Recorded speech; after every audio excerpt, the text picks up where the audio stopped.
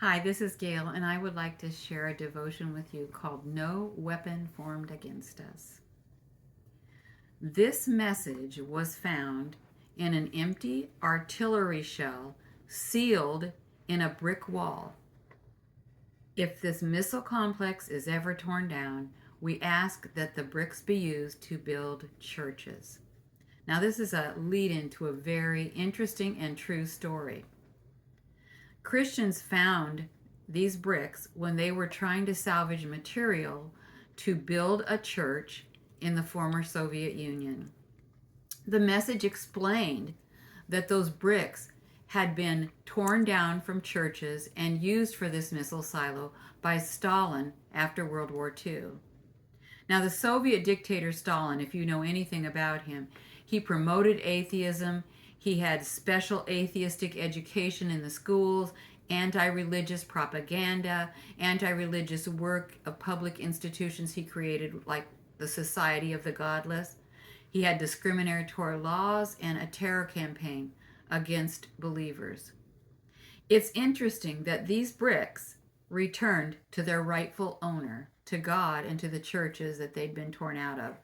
The Society of the Godless had a short lived life, but the Church of the Living God lives on.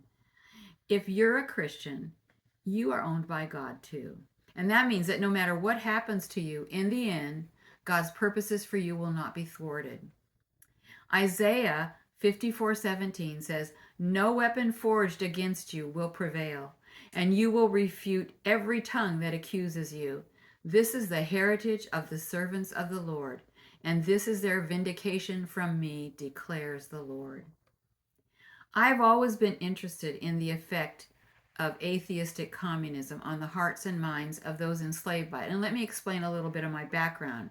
My husband's a retired Army officer, and during the 22 years that he was in the service, we were stationed for 3 years in Mainz, Germany, when the Iron Curtain was still up. It separated Communist East Germany from West Germany.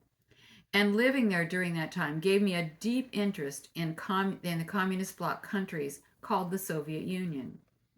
Then, in 2005 to 2010, we lived in the former communist country of Hungary, and this gave me further interest and further knowledge about the damage that communism had done to these people's hearts. And atheistic communism continues in other places, in China and in other countries, and we need to understand whenever atheism tries to rule, people are going to be damaged. Hearts and souls are going to be damaged.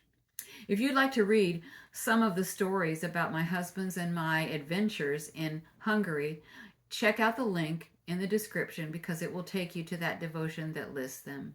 Thanks.